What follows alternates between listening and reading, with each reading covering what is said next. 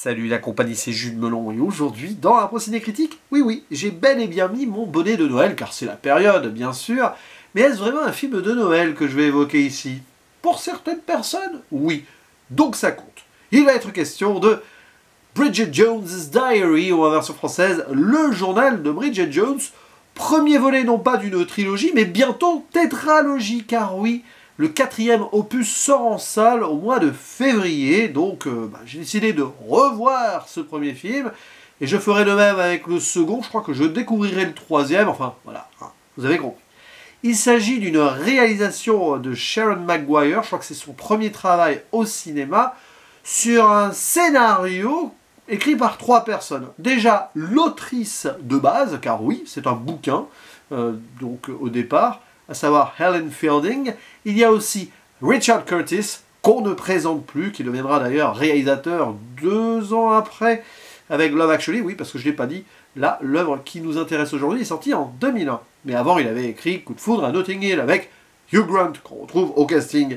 Il y a également à l'écriture Andrew Davis, qui s'était, jusqu'ici en tout cas, occupé du scénario d'une série télé, Orgueil et Préjugés. Oui, l'adaptation de Pride and Prejudice de Jane Austen, qui est une des influences majeures de l'autrice Helen Fielding.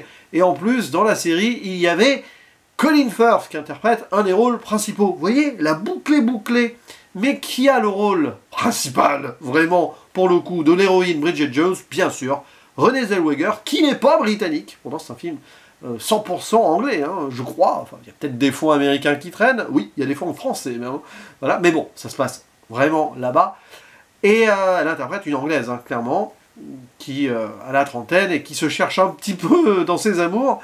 Bon, autour de ces 3 actrices et acteurs principaux, nous avons aussi Jim Broadbent et Gemma Jones qui interprètent les parents de Bridget et d'autres personnalités qu'on va reconnaître vite fait, dont l'actrice qui joue Mimi Géniard dans la série Harry Potter, la série métrage, hein, parce que bientôt il va y en avoir une série en télévision. Hein. Donc la dame qui joue l'une des meilleures amies de Bridget s'appelle Shirley Henderson. Voilà, je ne vais pas forcément citer tout le monde, parce que sinon, oui, bon, il y a l'apparition aussi de Salman Rushdie. Salman Rushdie, j'en bafouille, c'est un écrivain célèbre. Voilà.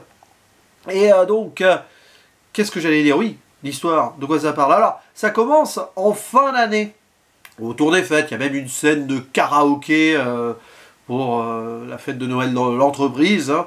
Donc, oui, film de Noël. Puis en plus, on a un magnifique pull de Noël, très moche, porté par Colin Firth à un moment, et même après une cravate, donc finalement, bon, j'ai pas de pull de Noël moche, donc tant pis.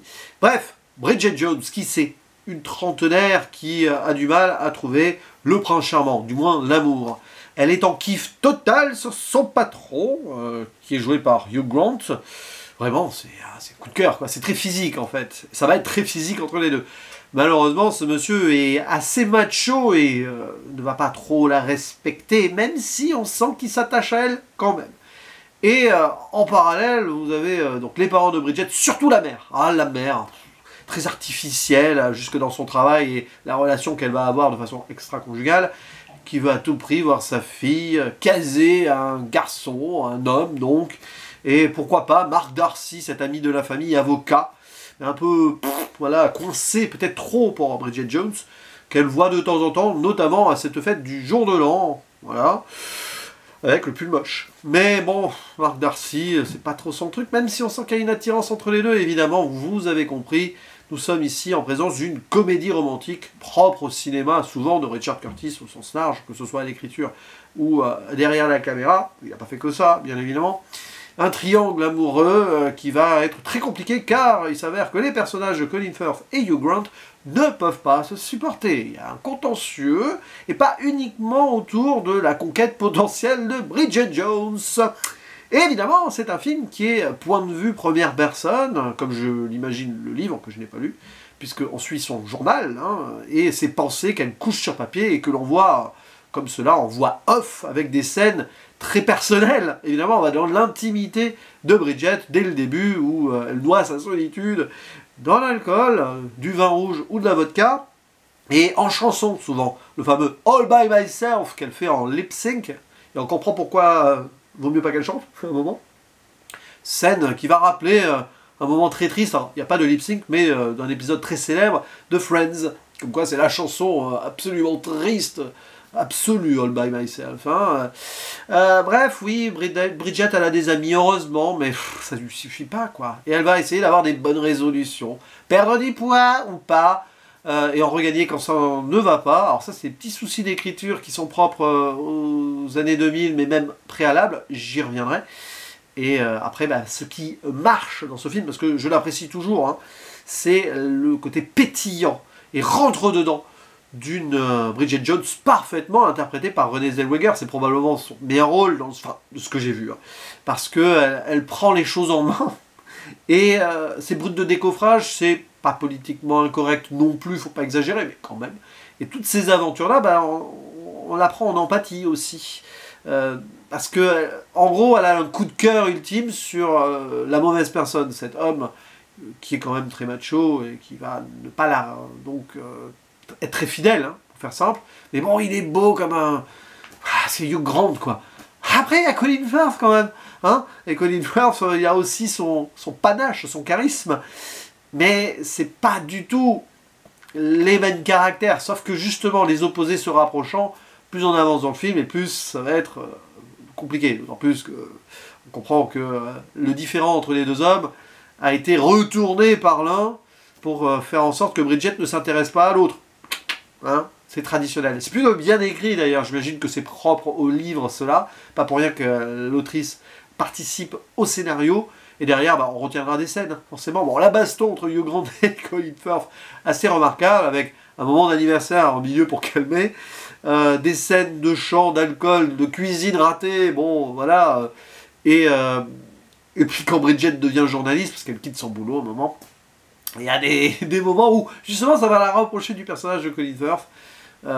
Et puis, bon, c'est pas un film de mise en scène, on est d'accord, mais quand même, la gestion du point de vue subjectif du personnage de Bridget est intéressant, notamment au début dans la présentation un petit peu de son entourage, et je trouve que dans le montage, ça fait son effet, c'est classique, mais ça fonctionne dans le rythme et ça s'inclut bien dans la narration globale. Donc là-dessus, sur le tempo comique, sur les moments un peu romantiques et certaines scènes, évidemment, de bateau, tout ça, enfin, évidemment, on rigole et on est un petit peu fleur bleue à la fois. Moi, je suis pas un grand fan de comédie romantique, mais bizarrement, sur la branche britannique, ça fonctionne. Je pense bien sûr à Quête, mariage et un enterrement. Il me semble que Richard Curtis l'a écrit aussi, celui-ci, déjà avec Hugh Grant. Un peu moins de Coup de foudre à Notting Hill, même si je le réessayerai un jour, et bien sûr Love Actually qui fait partie de mes films, pour le coup, de Noël aussi, assez culte, clairement.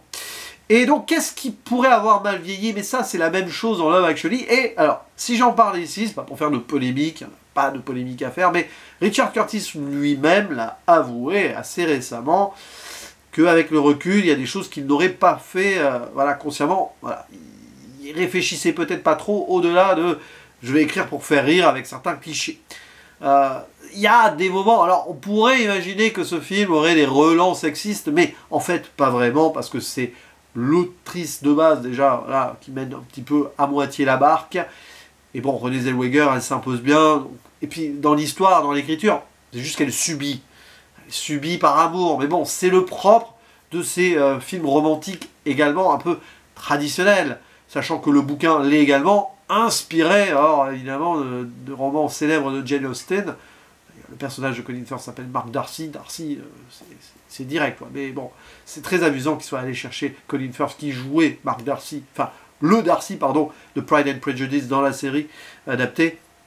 On joue bien les choses quand même. Mais oui, dans l'intrigue, avec ce triangle-là, et la rivalité entre les deux amoureux, c'est une relecture. Et l'autrice ne s'en est jamais cachée. Donc forcément, dans ce côté traditionnel, on peut y voir des choses qui ont mal vieilli. Et le relent un peu grossophobie, qu'on retrouve dans Love Actually aussi avec un personnage, celle qui va être très attachée à Hugh Grant, Premier ministre. Ça me fait marrer d'ailleurs. Dans le film, là, il y a une scène au lit où Hugh Grant parle du Premier ministre et tu sens que Richard Curtis, il avait déjà une idée en tête. C'est certainement le cas. Alors, dans quel sens l'idée en tête? Est-ce que ça lui a permis de germer l'idée de Love Actually, enfin le rôle qu'il donnerait à Hugh Grant, où il avait déjà écrit cela dans un coin, je ne sais pas. Mais oui, grossophobie, un peu parce que, On insiste sur le poids de Bridget, qu'elle doit en perdre et tout, dans ces canons un peu habituels et pas forcément très sains de beauté. On insiste alors qu'en fait, il n'y a pas de poids à perdre si elle se sent bien dans son corps, là, d'autant plus. Donc bon, c'est toujours... bon, ça participe à l'écriture romantico-comique, si vous voulez.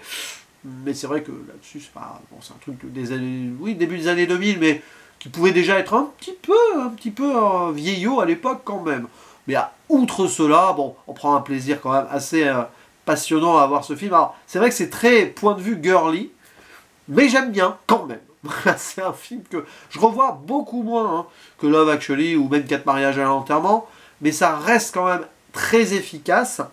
D'ailleurs, je fais une dédicace à une amie, Margot, si elle tombe sur cette vidéo, parce que elle m'avait fait découvrir le 2 et je crois le 3, j'ai un doute là-dessus, que je n'avais jamais vu, mais ça remonte à quelques années maintenant. Donc je me rappellerai si je crois qu'on avait fait les 3, hein, mais je suis plus sûr. Ouais, il me semble. Donc, je reverrai probablement le 2 et le 3 d'ici le 14 février. Ah, il sort le jour de la Saint-Valentin, ce truc. Enfin, autour. C'est amusant, ça. Voilà. Bref, n'hésitez pas à dire en commentaire ce que vous pensez de ce film. Et est-ce pour vous un métrage que vous revoyez autour de Noël? Ça peut. Les gens qui sont un peu seuls et qui ont des chagrins d'amour sur cette période, c'est un film qui peut remonter le moral ou pas, je ne sais pas. À vous de voir. Il y a aussi tout cet axe là entre les parents qui sont un peu séparés ou pas. Enfin, c'est un peu tristoun hein, des fois par moment. Mais bref, à vous la parole dans les commentaires. Est-ce que c'est un film que vous voyez souvent à cette période ou pas du tout? Et surtout, est-ce que vous l'appréciez? Est-ce que vous aimez le bouquin si vous l'avez lu ou ses suites? Même si on en reparlera de celle-ci. Voilà, je vous laisse la parole et je vous dis à la prochaine. Préparez-vous bien là pour les fêtes, ça approche vraiment, vraiment là, très vite. Ciao!